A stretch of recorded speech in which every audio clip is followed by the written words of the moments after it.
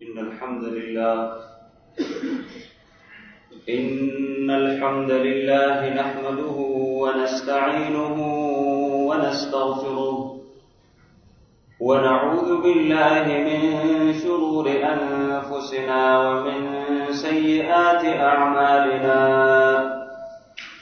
من يهده الله فلا مضل له ومن يضلل فلا هادي له وأشهد أن لا إله إلا الله وحده لا شريك له وأشهد أن محمدًا عبده ورسوله أما بعد فأعوذ بالله من الشيطان الرجيم يا أيها الذين آمنوا اتقوا الله حق تقاته ولا تموتن إلا وأنتم مسلمون يا أيها الناس اتقوا ربكم الذي خلقكم من نفس واحدة وخلق منها زوجها وبث منهما رجالا كثيرا ونساء واتقوا الله الذي تساءلون به والأرحام إن الله كان عليكم رقيبا يا أيها الذين آمنوا اتقوا الله وقولوا قولا سديدا يصلح لكم أعمالكم ويغفر لكم ذنوبكم ومن يطع الله ورسوله فقد فاز فوزا عظيما أما بعد فإن خير الحديث كتاب الله وخير الهدي هدي محمد صلى الله عليه وسلم وشر الأمور محدثاتها وكل محدثة بدعة وكل بدعة ضلالة وكل ضلالة في النار.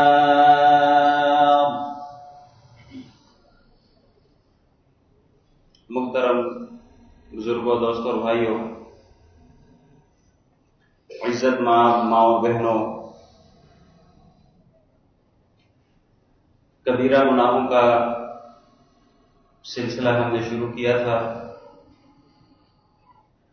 گزشتہ خطبہ جمعۃ المبارک میں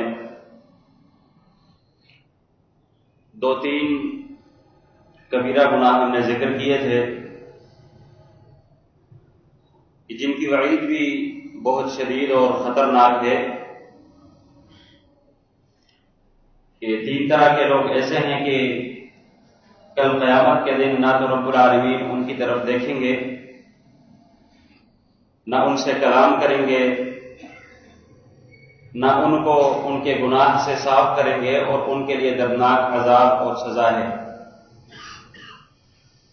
ان میں سے ایک شخص وہ مرد کہ جس کا کپڑا، شلوار، دہبند ٹخنوں سے نیچے ہو.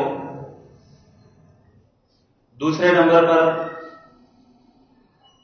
وہ انسان جو کسی کے ساتھ احسان کرتا ہے اور بعد میں پھر وہ اپنا احسان اسے یاد دلاتا ہے، احسان جتلانے والا. اور تیسرے نمبر پر وہ تاجر اور وہ دکاندار جو کہ جھوٹی قسم کھا کر اپنا سودا بیچتا ہے اور اپنے گاہک کو اعتبار دلواتا ہے. ہم نے اسی سلسلے کو آگے بڑھانا ہے،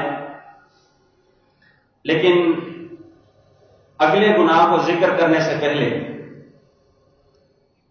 شلوار کو ٹخنوں سے نیچے رکھنے کے حوالے سے عموماً ہمارے معاشرے میں یہ ایک کانسیپٹ پایا جاتا ہے، ایک ذہن اور ایک نظریہ ہے کہ اس کا تعلق صرف نماز کے ساتھ ہے. نماز میں شلوار کو ٹخنوں سے اونچی کر لیتے ہیں اور جو نماز ختم ہوتی ہے دوبارہ سے نیچے کر لیتے ہیں. یہ بات بالکل غلط ہے. کسی بھی مرد کے لیے ہمیشہ اور ہر وقت شلوار کو ٹخنوں سے اونچا رکھنا لازمی اور ضروری ہے.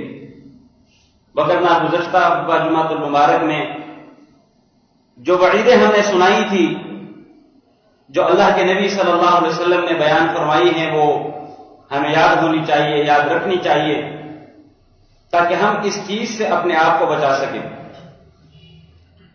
آج کا جو ہمارا خطبہ جمعۃ المبارک ہے اس کا عنوان ہے جھوٹ، جو کہ کبیرہ گناہوں میں سے ایک کبیرہ گناہ ہے. جھوٹ ایک معاشرتی ناسور ہے. عموماً ہمارے معاشرے میں بہت سارے لوگ ایسے پائے جاتے ہیں کہ جھوٹ کی تعریف کو سرے سے سمجھتے ہی نہیں. جامع اور معنی تعریف جھوٹ کسے کہا جاتا ہے؟ فی الحقیقت جو چیز جیسے موجود ہو اس کے برعکس کوئی بات کہنا، اسے جھوٹ کہا جاتا ہے. ظاہر میں ایک چیز ایک جیسی ہے، جبکہ بندہ اس کے بارے میں کچھ اور بتاتا ہے.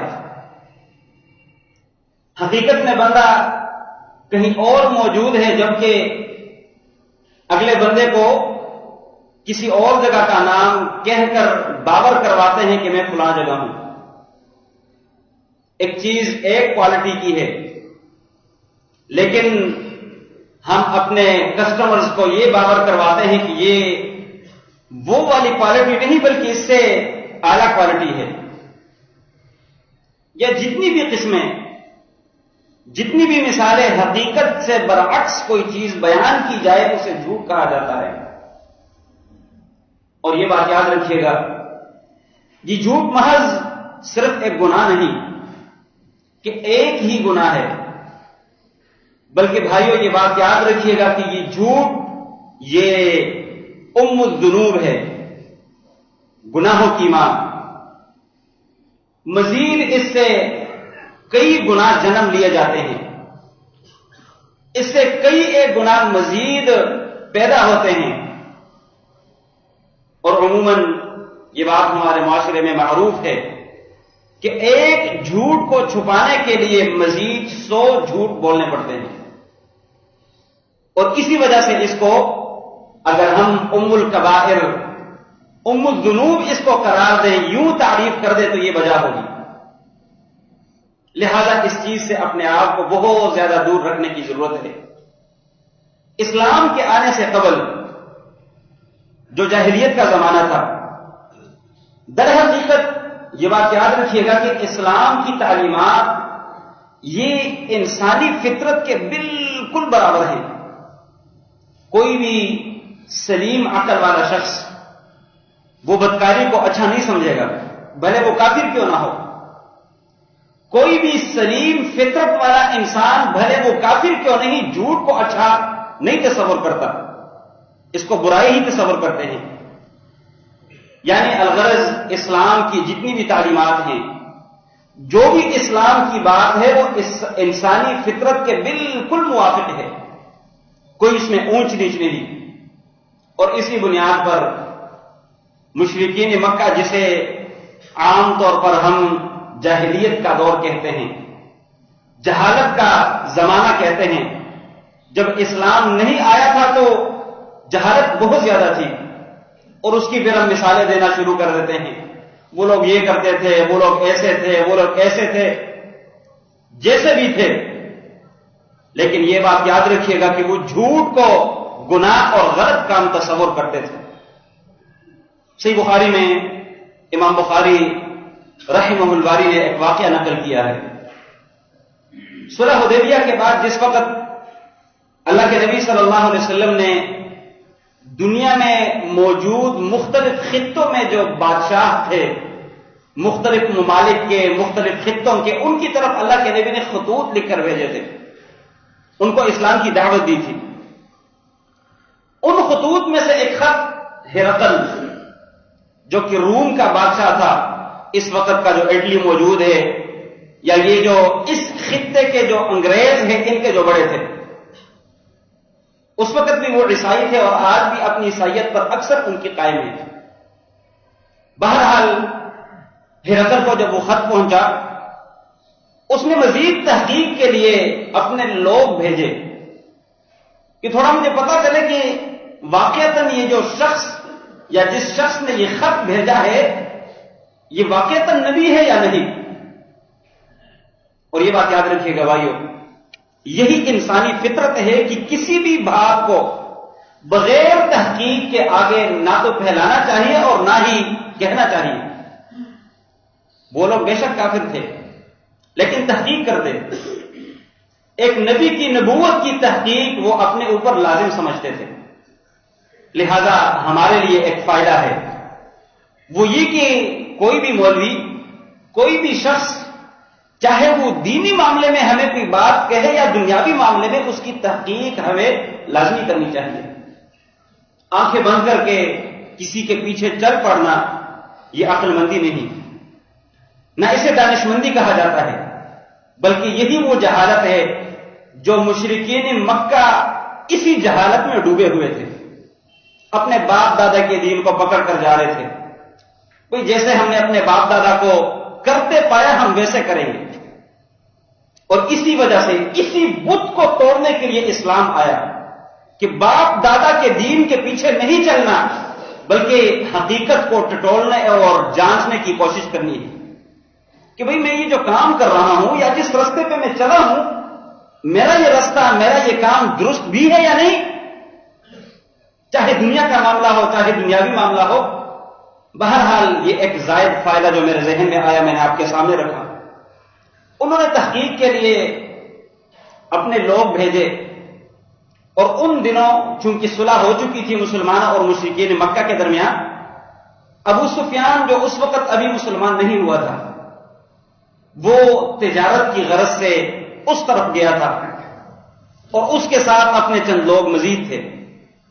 ان کو پکڑ کر لایا گیا، پوچھا گیا کہ بھئی تم اسی علاقے کے ہو جہاں اس نبی نے نبوت کا دعویٰ کیا؟ انہوں نے کہا ہاں ہم اسی علاقے کے ہیں۔ پھر پوچھا کہ تم میں سے جو اس شخص کے قریب تر رشتہ دار ہے وہ تھوڑا آگے آ جائے۔ ابو سفیان اٹھا، اس نے کہا کہ میں اس کا چچا لگتا ہوں۔ چوتھی پشت پر جا کر اللہ کے نبی اور ابو سفیان کی جو ان کی نسل ہے وہ 101 ہو جاتی ہے۔ یوں اللہ کے نبی صلی اللہ علیہ وسلم کے لیے اس نے اپنا آپ چچا ثابت کیا۔ ہرقل نے کہا کہ تم تھوڑا آگے ہو، اور جو باقی لوگ تھے ان سے کہا کہ میں اس بندے سے کچھ سوالات کرنے والا ہوں، اگر یہ شخص غلط بیانی کرے، جھوٹ بولے، تو تم لوگوں نے اس بندے کی تکذیب کرنی ہے، اور تم لوگوں نے بتانا کہ یہ بات غلط کر رہا ہے، یہ ایسے نہیں بلکہ ایسے ہے۔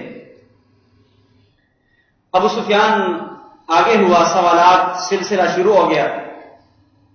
ایک جگہ جا کر ابو سفیان کو معمولی سا غلط بیانی کرنے کا موقع ملا، اور وہ خود بیان کرتے ہیں، کہتے کہ اگر مجھے یہ ڈر نہ ہوتا، حالانکہ اللہ کے نبی صلی اللہ علیہ وسلم جہاں ابو سفیان کے دشمن تھے تو ساتھ پیچھے کھڑے لوگ اسی کے دین پر تھے، اسی کی ملت پر تھے، ان کا بھی دشمن تھا، ان کے بھی اللہ کے نبی صلی اللہ علیہ وسلم کوئی دوست نہ تھے اور نہ وہ مسلمان تھے۔ لیکن ابو سفیان کہتے کہ اگر مجھے یہ ڈر نہ ہوتا کہ پیچھے علاقے میں جا کر یہ لوگ مجھے تانا دیں گے کہ ابو سفیان نے فلاں جگہ پر جھوٹ بولا تھا، اگر یہ مجھے خدشہ نہ ہوتا میں ضرور جھوٹ بولتا۔ لیکن اس ڈر کی وجہ سے صرف ایک جگہ مجھے گنجائش ملی، اور وہ یہ گنجائش تھی کہ ہرقل نے پوچھا کہ کبھی اس نبی کے ساتھ کوئی معاہدہ ہو اور اس نے اپنے معاہدے کی خلاف ورزی کی ہو؟ تو ابو سفیان نے کہا کہ ابھی تک تو کوئی ایسا معاملہ نہیں، لیکن اب کوئی پتہ نہیں چل رہا کہ آگے وہ کیا کرنے والا ہے، کیونکہ ہم ایک معاہدے میں ہیں، 10 سال تک ہمارا معاہدہ چل رہا ہے، مزید کوئی پتہ نہیں کہ وہ اپنے معاہدے کو پورا کرتا ہے یا نہیں، حالانکہ اسے خوب پتہ تھا کہ وہ صادق ہیں، وہ امین ہیں، اور یہ لقب انہی لوگوں نے ان کو دیا تھا، لیکن اس کے باوجود چونکہ ایک دشمنی تھی، ایک عداوت تھی، اسے اپنا رقیب سمجھتے، دشمن سمجھتے تھے، تو اس وجہ سے وہ لوگ جھوٹ کو، اگرچہ وہ مشرک تھے، اگرچہ وہ اسلام کو قبول کیے ہوئے نہ تھے، لیکن جھوٹ کو، غلط بیانی کو ایک غلط کام تصور کرتے تھے، اور اسی بنیاد کو بناتے ہوئے اسلام نے بھی اس چیز سے ہمیں کوسوں دور رکھنے کی کوشش کی ہے، ہمیں ڈرایا ہے۔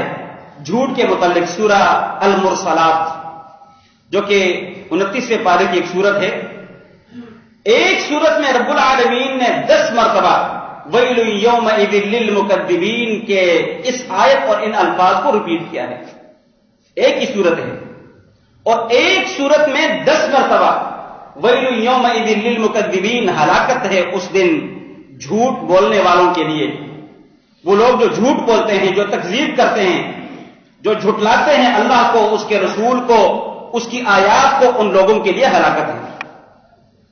اب خود اندازہ لگائیے گا کہ ایک ہی صورت میں 10 مرتبہ ایک ہی لفظ کو بار بار ریپیٹ کرانے کا مطلب کیا ہے، تاکہ لوگ اس چیز سے بچ جائیں، لوگ اپنی اصلاح کر لیں۔ رسول اللہ صلی اللہ علیہ وسلم کی صحیح مسلم میں حضرت عبداللہ بن مسعود رضی اللہ تعالیٰ عنہ کی روایت موجود ہے، اللہ کے نبی صلی اللہ علیہ وسلم نے فرمایا کہ علیکم بالصدق، لوگوں تم سچائی کو لازم پکڑو، کیوں؟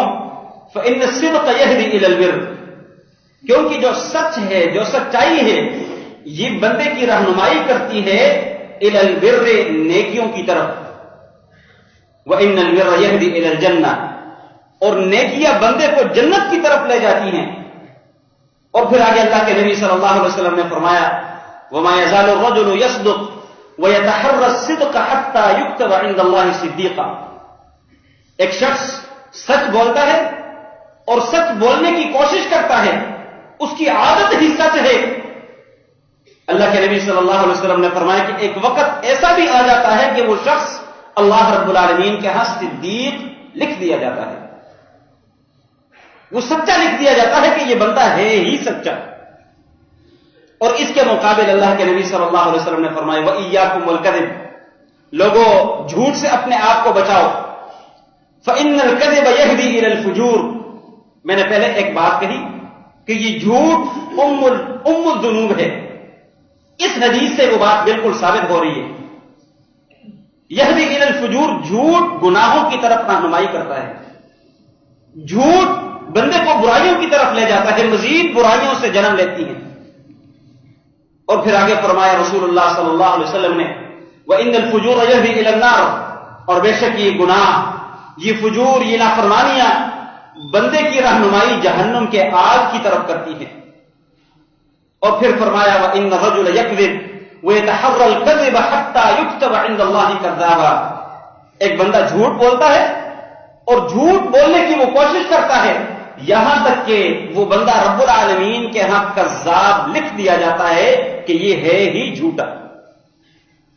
پھر اس کے بعد وہ 1000 مرتبہ بھی سچ بولتا رہے، لیکن اس کے اس سچ کا کوئی فائدہ نہیں ہوگا۔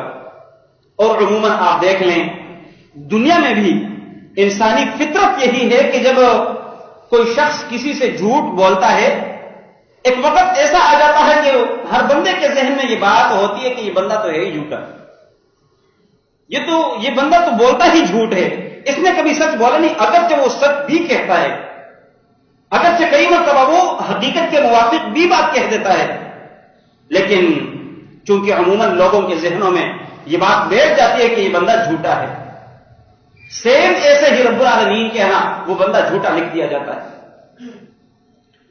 یہ جھوٹ ایک ایسا ناسور ہے کہ یہ مذاق میں بھی جائز نہیں۔ کئی معاملات ایسے ہیں کہ جیسا اللہ کے نبی صلی اللہ علیہ وسلم کی حدیث ہے انما الاعمال بالنیات، کہ عمل کا دار و مدار نیت پر ہے۔ اب ایک بندہ مزاح کرتا ہے، کسی کے ساتھ مطلب خوش مزاجی کرتا ہے، تو اس میں اس کی نیت ویسی نہیں ہوتی جیسے ہونا چاہیے تھی، اور اسی وجہ سے مزاح میں کئی ایک کام درست اور جائز کی کوئی مسئلہ نہیں، لیکن مزاح میں بھی جھوٹ بولنا درست اور جائز نہیں۔ امیر المؤمنین عمر بن الخطاب رضی اللہ تعالی عنہ کا فتویٰ ہے موقع امام مالک میں صحیح سند کے ساتھ موجود ہے، کہتے ہیں کہ یہ جو جھوٹ ہے اس میں کوئی خیر نہیں، نہ سنجیدگی میں اور نہ ہی مزاح میں۔ ایک بندہ مزاح کرتا کسی سے، عموماً ہمارے معاشرے میں یہ بات چلتی ہے، بھئی میں مزاح ہی کر رہا ہوں، جھوٹ بولتے ہیں لیکن ساتھ میں اس کے لیے رستہ کیا بناتے ہیں؟ مزاح کا۔ میں خوش مزاجی کر رہا ہوں، کوئی سچی بات یا حقیقت میں تھوڑی لگا ہوں، یہ جھوٹ لکھا جاتا ہے۔ اور یہاں پر یہ بھی بات یاد رکھیے گا، عبداللہ بن عامر رضی اللہ تعالیٰ عنہ کی صحیح سند کے ساتھ ابو داؤد میں یہ روایت موجود ہے، ذرا غور سے سنیے گا، میری مائیں خصوصاً سنیں، اور یہ روایت انہی کو مخاطب ہے، انہی کا مسئلہ بیان کیا جاتا ہے۔ عبداللہ بن عامر رضی اللہ تعالیٰ عنہ کہتے ہیں کہ اللہ کے نبی صلی اللہ علیہ وسلم ہمارے گھر تشریف لائے تو میں باہر نکلنے کی میں کوشش کر رہا تھا تاکہ میں بچوں کے ساتھ کھیلوں کودوں۔ اسی وقت میری ماں نے مجھے بلایا، تعال عبداللہ آجا، میں تجھے کوئی چیز دیتی ہوں۔ اللہ کے نبی صلی اللہ علیہ وسلم نے میری ماں سے، وہ کہتے ہیں کہ میری ماں سے انہوں نے پوچھا کہ واقعتاً تو نے اس کو کوئی چیز دینی تھی؟ انہوں نے کہا کہ ہاں میں اس کو کھجور دینے لگی ہوں۔ اللہ کے نبی صلی اللہ علیہ وسلم نے میری ماں سے کہا کہ اگر تو نے اس کو کوئی چیز دینی نہ تھی اور ایسے ہی اس کو بلایا تو یکتب علیک کذبا، یہ بات تیرے خلاف جھوٹ لکھ دی جاتی تھی۔ ہمارے معاشرے میں مائیں اکثر کرتی ہیں بچے کو چپ کرانے کے لیے، فلاں چیز آ گئی، فلاں چیز آ گئی، حالانکہ کچھ بھی نہیں ہوتا، جھوٹ ہے، اور یہ جھوٹ لکھا جاتا ہے۔ مت سمجھیے گا کہ میں مذاق کر رہی ہوں، مت سمجھیے گا کہ میں تو ویسے ہی کہہ رہی ہوں، ویسے ہی کا نام جھوٹ ہے،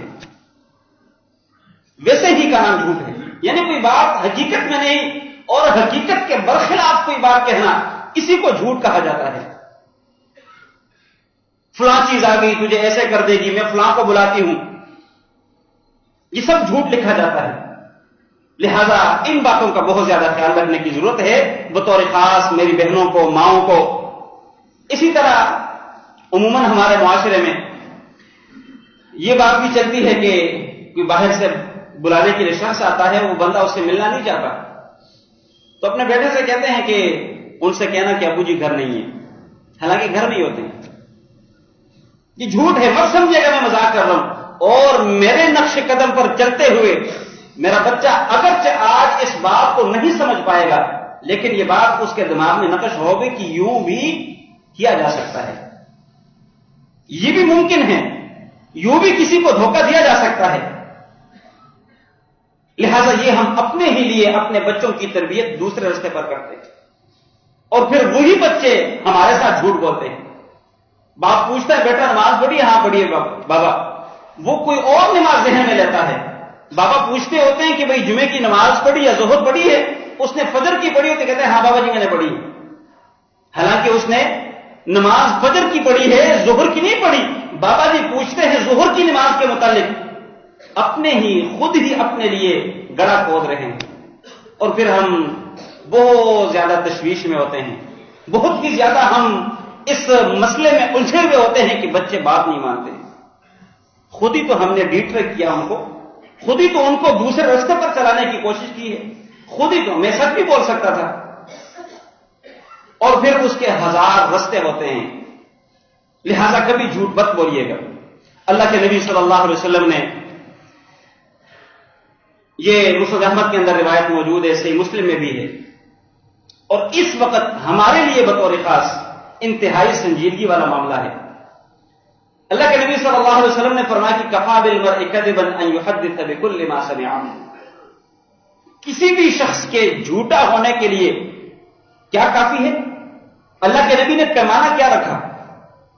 کسی بھی شخص کے جھوٹا ہونے کے لیے صرف اتنی بات کافی ہے کہ وہ سنی سنائی بات کو بغیر تحقیق کیے آگے بیان کر دے۔ کوئی تحقیق نہیں، کوئی پوچھا نہیں، کوئی نہیں ہم نے جستجو کی، کوئی ریسرچ نہ کی، پتہ نہیں کیا، اور آگے ہم پھر بیان کرتے جاتے ہیں۔ اور جب سے بطور خاص موبائل کا اور یہ نیٹ کا فتنہ آ چکا ہے، تب سے تو یہ چیز بہت زیادہ ہو چکی ہے۔ علماء کیا کہتے ہیں اور تاجر برادری کیا کہتے ہیں اور اسٹوڈنٹس کیا کہہ رہے ہیں، اور ہر بندہ اس لعنت میں جکڑا ہوا ہے، پھنسا ہوا ہے. اور یہ مت سمجھے گا کہ میں تو زبان کو حرکت ہی نہیں دے رہا. یہ جو ایک انگلی کی حرکت ہے، یوں معمولی سا جو ہم کلک کرتے ہیں، اس کا مطلب ہے کہ میری طرف سے بھی یہ بات ایسے ہی ہے. لازمی نہیں کہ زبان ہی کو جنبش دی جائے، کسی بھی اشارے کے ساتھ کوئی بات کہی جائے وہ بھی جھوٹ ہوتا ہے. کفا بالمرء کذبا ان یحدث بکل ما سمع، سنی سنائی بات کو آگے شیئر کرنا، سنی سنائی بات کو آگے بیان کرنا. اللہ کے نبی صلی اللہ علیہ وسلم نے یہ ایک پیمانہ رکھا کہ کسی بھی شخص کے جھوٹا ہونے کے لیے یہ بات کافی ہے. وہ بات سچ بھی ہو سکتی ہے، جو بات تو نے آگے شیئر کی، جو بات تو آگے لوگوں تک پہنچا رہا ہے، تو یہ بات سچ بھی ممکن ہے، لیکن تو نے بغیر تحقیق کیے یہ بات آگے پھیلا دی، یہ جھوٹ تصور کر لیا گیا. لہذا اس کا بہت زیادہ خیال. اس کے ساتھ ریلیٹڈ ایک اور بات، ایک تو ہم عموماً دنیا میں اپنے دوست احباب والدین کسی کے ساتھ جھوٹ بول لیتے ہیں. ایک اور فتنہ شدید ترین جو ہمارے اس دور میں بہت زیادہ عام ہوتا جا رہا ہے، اور وہ اللہ کے نبی صلی اللہ علیہ وسلم کے متعلق جھوٹ بولنا. اللہ اکبر. اللہ کے نبی صلی اللہ علیہ وسلم نے فرمایا من کذب علی متعمدا فلیتبوأ مقعدہ من النار، جس کسی شخص نے جان بوجھ کر میرے متعلق کوئی جھوٹی بات لگا دی تو لہذا اس شخص کو جہنم میں اپنا ٹھکانہ بنا لینا چاہیے. حدیث آتی ہے نیچے صحیح بخاری، صحیح مسلم، سنن ابو داؤد، سنن نسائی حوالہ لکھا ہوتا ہے، حدیث نمبر بھی باقاعدہ طور پر لکھ لیتے ہیں، جبکہ اس کی کوئی حقیقت نہیں ہوتی، اور ہم صرف یوں دھوکے میں آ جاتے کہ بھئی صحیح بخاری کی حدیث ہے، صحیح مسلم کا حوالہ دیا ہوا بھائی، اور آگے پھیلاتے جاتے ہیں. فَلْيَتَبَوَّأْ مَقْعَدَهُ مِنَ النَّارِ، اس بندے کو اپنا ٹھکانہ جہنم میں سے بنا لینا چاہیے. مت سمجھیے گا کہ میں تو دین کا کام کر رہا ہوں. اور کئی لوگ شیطان ان لوگوں کو اس خوش فہمی میں مبتلا کر لیتے ہیں کہ تو بڑا کام کر رہا ہے.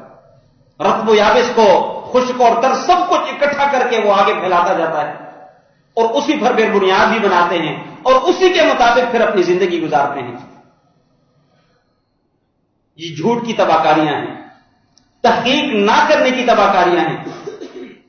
اللہ کے نبی صلی اللہ علیہ وسلم نے اس جھوٹ کو منافق کی نشانیوں میں سے ایک نشانی قرار دیا، اور در حقیقت منافق شخص اس کی بنیاد ہی جھوٹ پر باندھی ہوتی ہے. دل میں کچھ اور ہے، زبان پر کچھ اور ہے، اور اسی کو جھوٹ کہا جاتا ہے. اللہ کے نبی صلی اللہ علیہ وسلم نے فرمایا 3 خصلتیں ایسی ہیں، ایک روایت میں 4 خصلتوں کا تذکرہ ہے. 4 من کن فیہ کان منافقا خالصا، 4 خصلتیں ایسی ہیں کہ جس کسی شخص کے اندر وہ 4 خصلتیں آ جائے وہ شخص خالص منافق ہوگا. اور اگر ان 4 خصلتوں میں سے کسی شخص میں کوئی ایک خصلت ہے تو اس شخص میں نفاق کی ایک خصلت ضرور ہوگی. سب سے پہلے اللہ کے نبی صلی اللہ علیہ وسلم نے جس کا تذکرہ کیا، اذا حدث کذب، جب بھی وہ بات کرتا ہے جھوٹ بولتا ہے، خلاف حقیقت میں کچھ اور ہے، بیان کچھ اور کرتا ہے. آگے فرمایا وَإِذَا وَعَدَ أَخْلَفَ، جب وعدہ کرتا ہے تو خلاف ورزی، اور وہ بھی باقاعدہ طور پر اس کے ذہن میں ہوتا کہ ابھی ٹھرکا دو، ابھی اس مصیبت سے جان چھڑا دو، وعدہ کر لینا، کون سا ہم نے اس وعدے پر جا کر پورا اترنا ہے، وہ ادھر بھی جھوٹ ہی ہوتا ہے. اذا وعد اخلف واذا اؤتمن خان، اور جب اس کے پاس امانت رکھی جاتی ہے وہ اس میں خیانت کرتا ہے. واذا خاصم فجر، اور جب وہ کسی کے ساتھ جھگڑ پڑتا ہے، لڑ پڑتا ہے، تو وہ گالی گلوچ نکالتا ہے. اور گالم گلوچ بھی اکثریت جھوٹ ہی ہوتا ہے. ہم کسی کو کہتے ہیں کہ تیری ماں ایسی، حالانکہ ویسی نہیں ہوتی. بہتان لگاتے ہیں، تہمت لگاتے ہیں، جھوٹ ہی کی ایک قسم ہے. لہذا منافق کی نشانیوں میں سے سب سے پہلی نشانی جو میرے نبی صلی اللہ علیہ وسلم نے ذکر کی ہے، اذا حدث کذب، جب وہ جھوٹ بولتا ہے، جب وہ بات کرتا ہے تو وہ جھوٹ بولتا ہے. لہذا اس جھوٹ کی جو تباہکاریاں ہیں، اس جھوٹ کے جو فسادات ہیں، اس جھوٹ سے جنم لینے والے جو گناہ ہیں، جو برائیاں ہیں، ان کو ملحوظ خاطر رکھ کر اپنے آپ کو اس چیز سے دور رکھنے کی ضرورت ہے. آخر میں ایک حدیث اللہ کے نبی صلی اللہ علیہ وسلم کی سناتا ہوں اور اپنی بات کو سمیٹتا ہوں.